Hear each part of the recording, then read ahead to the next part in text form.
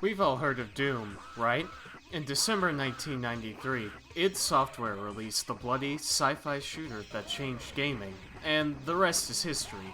Of course, a game this popular was bound to have spin-offs, and one of those happened to be the 1996 corporate-funded promotional serial adventure Chex Quest, a PG-rated Doom reskin that pits a brave Chex warrior against the slimy Flemoids. So, how did this happen? What force of nature brought Doom's engine and breakfast food aesthetics together?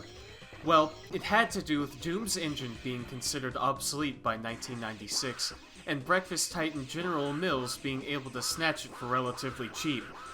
The company wanted to formulate a promotion that appealed to a more computer-literate generation, namely kids ages 6 through 9. The game would come in boxes of rice, wheat, and corn Chex at no extra cost. General Mills tapped developer Digital Cafe to make the game, and America Online to help manufacture the disc. That's why copies of the game also included 50 free hours of AOL. The point is, we're left with a game included in cereal boxes around America that plays and feels like exactly 5 levels of Doom, but looks like the lost cousin of Captain Novolin. If you're really curious about what's happening in Chex Quest, don't worry, I've got you covered. Maybe you're wondering exactly how much the game plays like Doom. Well, there's more or less no difference. Chex Quest is simply Doom, or more accurately, the ultimate Doom, reskinned. This goes all the way down to the keycard mechanics, the armor system, the weapon variety, and the kind of secret areas Doom is known for. It's all there, only under a thin layer of slime and breakfast foods. All the weapons are made into the kid-friendly Zorchers, all of which are sci-fi instruments that deliver a zap of pink energy and in no way, shape, or form resemble a gun. Even your melee weapon has been changed to a spork, which is later upgraded to the high-power Super Boot Spork. Of course, Chex Quest even includes Doom's classic difficulty mode list, although they've all been altered to kid-friendly offerings such as Not So Sticky and Super Slimy. The game still includes the good old Doom status portrait on the bottom bar as well, but this time around, your Chex warrior simply gets drenched in slime instead of getting all bloody and angry. It follows that, of course, you don't actually die in the game. You just simply get so covered in slime that it becomes impossible to move. The game's 5 levels include pretty standard sci-fi fare, a landing zone, storage facility, laboratory, an arboretum, and the slime-filled caverns of Bazoik. There's no hell this time around, but it's not necessarily a bad thing. Maybe you're one of the brave souls curious about Chex Quest lore? Well, the question is more, how exactly can the blood and guts of Doom be reworked into something parents will be fine with their kids fishing out of their cereal boxes on Saturday mornings?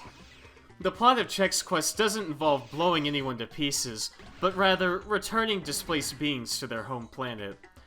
After a volcanic explosion on planet Bazoik, the green Flemoids are suddenly rife in the Chex space facility?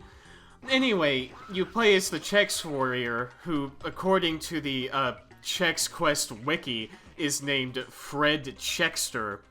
You use your, quote, Zorchers of varying power levels to teleport the Flemoids back to their dimension, and that's pretty much it. Unfortunately, Chex Quest doesn't have an incredibly dense or rewarding narrative. That's left to the 2 Chex Quest sequels, one of which was official and the other fan-made. Gameplay-wise, there's obviously not much to Chex Quest that we haven't seen before. What really shines through is how in-depth the game's aesthetic overhaul proves to be, replacing power-ups with bowls of fruit, pieces of armor with giant chunks of Chex, and floating enemies like the Caco Demons with weird flying robot slime cyclopses. Cyclopes? Or Cyclopi? I really don't know. Alright, listen, it doesn't really matter. The point is, Digital Cafe, the game's developers, really went the extra mile in making Chex Quest squeaky clean for a younger audience, despite its blood-soaked roots. And that's where Chex Quest really shines. It's a disparate crossover in the vein of Archie meets the Punisher, but much like that comic, Chex Quest manages to be kind of entertaining in a genuine way.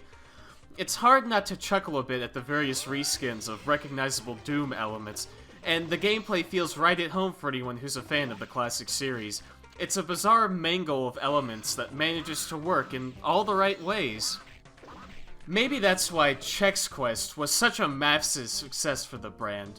If we're being honest, Chex isn't the most exciting cereal for kids, certainly not on par with more sugary offerings such as, say, Captain Crunch or Trix.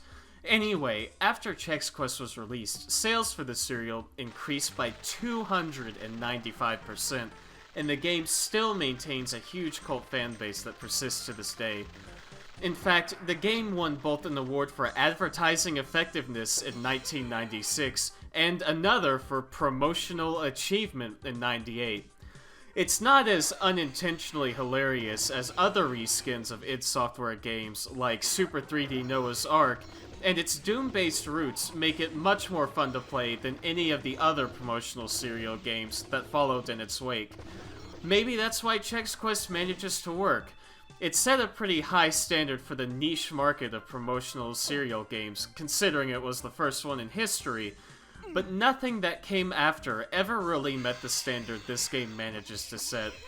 Falling on neither the hilarious or terrible side of the promotional game spectrum, Chex Quest ends up being a fairly entertaining artifact of a time gone by when people played fast and loose with PC shooter derivatives.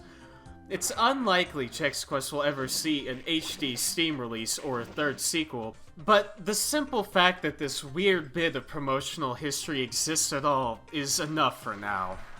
Much like New Coke, or when you could send away for Star Wars figures through potato chip bags, Chex Quest belongs in a museum of brand promotions, never really to be touched, but to be respected for the strange piece of gaming and cereal history that it is. I'm Ryan from Video Game Choo Choo, and thanks for watching. If you'd like to know more about Chex Quest, check out my feature on the site, because this game is a real doozy.